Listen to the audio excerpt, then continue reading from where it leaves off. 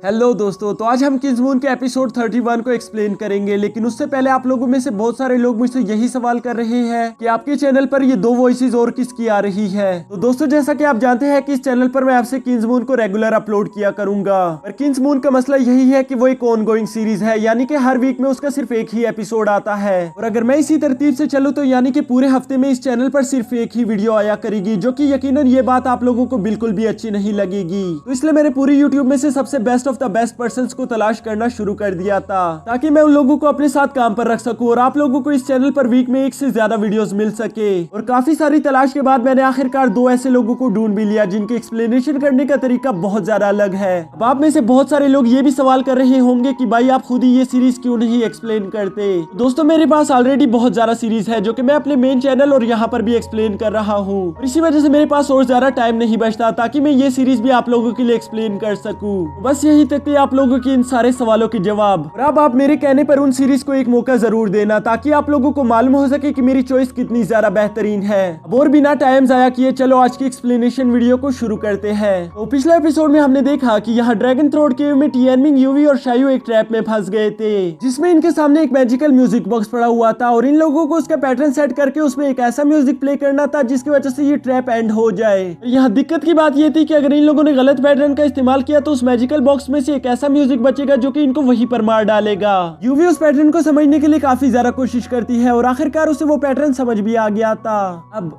आगे तो next episode बिल्कुल उसी सीन से शुरू होता है जहां यूवी उसी ज़योडिक साइन मैप को देखकर उस पैटर्न को सेट करती जा रही थी। यहाँ इन लोगों की हालत बहुत ज्यादा बुरी थी, क्योंकि ये लोग अच्छे से जानते थे कि यूवी भी इस मैजिकल बॉक्स के बारे में ज्यादा कुछ नहीं जानती। अगर उसने किसी गलत पैटर्न का इस्तेमाल किया तो शायद ये हमारी जिंदगी की आखिरी धुन होगी। अब हम देखते हैं कि यूवी ने आखिरकार उन सारे पैटर्न को सेट कर लिया था, जिसके बाद वो म्यूजिकल बॉक्स धीरे धीरे से जमीन में जाने लगता है। और दूसरी तरफ ये लोग देखते हैं कि वो साइडों वाले रोटेटिंग ब्लेड्स भी इनके काफी ज्यादा करीब आ चुके थे। इन सबको लग रहा था कि बस अब यही हमारा अंत है, लेकिन तभी हम देखते हैं कि उस मैजिकल बॉक्स का पैटर्न बिल्कुल सही था, जिसकी वजह से वहां पर ये सब होने वाली चीजें बंद हो जाती है और वो ब्लेड रुक कर वापस अपनी जगह पर चले जाते हैं। जिसके बाद टिएनमिंग देखता है कि यूवी की आंखों में तो आंसू आ रहे थे। वो उससे सवाल करता है कि तुम्हें क्या हो गया। इस पर यूवी कहती है कि कुछ नहीं, बस मुझे मेरी माँ की याद आ गई थी, वो भी बचपन में मेरे लिए ऐसी ही म्यूजिक बजाया करती थी। अब यूवी उस मैजिकल बॉक्स को उठा लेती है, जिसके बाद इन लोगों के नीचे वाला सेटअप इन्हें लिफ्ट की तरह धीरे धीरे ऊपर लाना शुरू कर देता है। यहाँ दूसरी तरफ फॉरबिडन लैंड में गोंगशू चाओ भी एक दीवार पर किसी सीक्रेट टनल को ढूंढ रहा था, जिसका दरवाजा उससे मिल भी जाता है। वो जैसे ही उस सीक्रेट टनल में इंटर होता है, यहाँ मास्टर बेन को भी मालूम हो चुका था। वो कहता है कि किसी ने सीक्रेट टनल को एक्टिवेट कर दिया है, जो सुनकर वहाँ के लोग काफी ज्यादा हैरान हो गए थे कि आखिर फॉरबिडन लैंड में इन बच्चों के अलावा और कौन इंटर हो गया। जिस पर मास्टर बेन कहते हैं कि वो सिर्फ इंटर नहीं हुआ, बल्कि उसके पास फॉरबिडन लैंड के सारे मैप्स भी है, क्योंकि वो हमारे इतने पुराने सीक्रेट टनल को इतनी आसानी के साथ एक्टिवेट कर पा रहा है, जो कि हमारे बुजुर्गों ने बनाए थे। उसकी ये बात सुनकर सब लोग इसी सोच में पड़ जाते हैं कि आखिर वो कौन हो सकता है। तभी मास्टर बेन कहते हैं कि जरूर गोंगशू चाओ होगा, क्योंकि गोंगशू चाओ इस तरह की हरकतों में काफी ज्यादा एक्सपर्ट है, तो जरूर ये काम भी उसी का होगा। जिस पर गाओ जियानली कहता है कि ये तो बिल्कुल ठीक नहीं हुआ, क्योंकि उन बच्चों को मालूम नहीं कि वो एक से बढ़कर एक बड़ी मुसीबत में फंसते जा रहे हैं। यहाँ टिएनमिंग, यूवी और शायू उस ट्रैप से निकलने के बाद उस गुफा में सीधे सीधे आगे चलते जा रहे थे, जिसमें काफी ज्यादा चलने के बाद आखिरकार वो देखते हैं कि वो रास्ता आगे दो हिस्सों में बढ़ रहा था, जिसके बीचों बीच दो बहुत बड़े स्टैचू भी खड़े होते हैं। टिएनमिंग उन दोनों स्टैचूज को अच्छे से देखने के बाद यूवी और शायू को बताता है कि ये दोनों स्टैचूज ही अलग अलग रास्ते की तरफ पॉइंट कर रहे हैं। इस पर शायू उसका मजाक बनाते हुए कहता है कि तुम्हें ये बात हमें बताने की जरूरत नहीं, क्योंकि हम ये बात खुद भी देख सकते हैं। हम तुम्हारी तरह बेवकूफ नहीं है जो कि किसी चीज पर भी ध्यान नहीं देते। उसकी ये बात सुनकर टिएनमिंग को काफी ज्यादा गुस्सा आ गया था, लेकिन वो आखिरकार किसी तरह करके खुद पर काबू कर ही लेता है। अब शायू कहता है कि यहाँ पर ये एक स्टैचू के कपड़े से तो वो तो किसी तरह का स्वॉर्डमैन लग रहा है, जबकि ये दूसरे का समझ नहीं आ रहा। जिस पर यूवी अपने सामने लिखी हुई चीज को पढ़ती है और उस पर लिखा हुआ था कि एक हीरो का रास्ता और एक किंग्स का रास्ता, आप खुद ही चूज करो कि आपको क्या बनना है।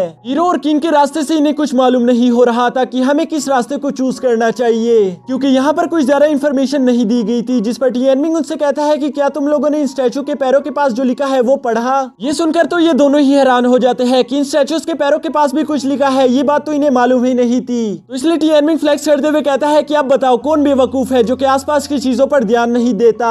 जिस पर शायू कहता है कि हाँ तुमने बिल्कुल सही कहा कि मैंने उस पर ध्यान नहीं दिया, और मेरे साथ साथ यहाँ पर भी यूवी ने भी उस पर ध्यान नहीं दिया, तो क्या तुम उसको भी बेवकूफ बोल रहे हो। जिस पर टिएनमिन घबराते हुए कहता है कि नहीं नहीं, मेरे कहने का मतलब बिल्कुल भी ये नहीं था। उसकी ये बात सुनकर यूवी को भी हंसी आ जाती है, जिसके बाद वो टिएनमिन से पूछती है कि अच्छा ये बताओ कि उसके पैरों पर क्या लिखा हुआ है। जिस पर टिएनमिन कहता है कि अगर मुझे पढ़ने ही आता तो मैं कब का तुम लोगों को पढ़कर सुना चुका होता। उसकी ये बात सुनकर यूवी उसके साथ एक तरफ के स्टैचू की तरफ चलना शुरू कर देती है, जबकि शायू ने दूसरे वाले स्टैचू की तरफ चलना शुरू कर दिया था ताकि वो इसको पढ़कर बता सके।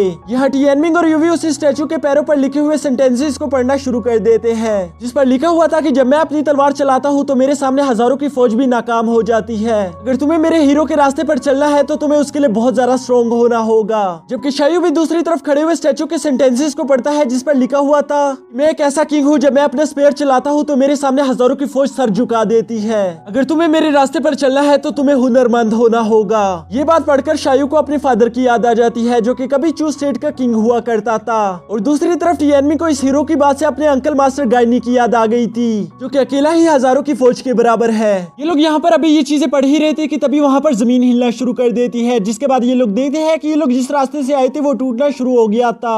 पीछे वाला रास्ता पूरी तरह से टूट जाता है, जिसकी वजह से ये लोग एक दूसरे से अलग हो गए थे। टिएनमिन शायू की तरफ अपना हाथ बढ़ाते हुए कहता है कि तुम जंप करो, मैं तुम्हें पकड़ लूंगा। जिस पर शायू कहता है कि मैं तुमसे कई गुना ज्यादा वजनी हूँ, और अगर मैंने तुम्हारी तरफ जंप किया तो हम दोनों ही नीचे गिर जाएंगे, इसलिए बेहतर यही होगा कि हम दोनों ही अलग अलग रास्तों पर होकर आगे बढ़ते रहे, क्योंकि हो सकता है कि ये रास्ते दोबारा से आगे जाकर कंबाइन हो जाए। उसकी ये बात टिएनमिन को अच्छी नहीं लग रही थी। वो उससे कहता है कि तुम जंप करो, मैं तुम्हें पकड़ लूंगा, तुम इसकी फिक्र मत करो। लेकिन तभी यूवी उसे समझाने की कोशिश करती है कि शायू बिल्कुल ठीक कह रहा है, तुम उसे नहीं पकड़ पाओगे। और यहाँ काफी ज्यादा सोचने के बाद आखिरकार इन लोगों के पास कोई रास्ता नहीं बचता सिवाय इसके कि ये तीनों अलग अलग रास्ते पर जाकर अपने आगे का सफर जारी रखे, जिसमें ये तीनों सामने सीधा सीधा चलते चलते बहुत बड़े 2 गेट्स तक पहुंच गए थे। यहाँ इनर सेक्टर में मास्टरमैन और बाकी सबको भी अपनी मशीनरी से ये बात मालूम हो चुकी थी कि वो तीनों एक दूसरे से अलग हो चुके हैं, क्योंकि वो लोग नोट करते हैं कि हीरो पाथ और किंग पाथ दोनों ही एक वक्त पर एक्टिवेट हो गए हैं। इसलिए अब ये लोग अपने मन ही मन में इन बच्चों के लिए प्रार्थना करना शुरू कर देते हैं, क्योंकि अब आगे के फैसले इन लोगों को अकेले ही लेने होंगे। यहाँ हम देखते हैं कि शायू जब उस बड़े से गेट से इंटर हुआ था तो वो एक बहुत बड़े हाल में पहुंच जाता है, जिसके सामने एक बहुत बड़ा थ्रोन पड़ा हुआ होता है और उस पर कुछ लिखा भी हुआ था।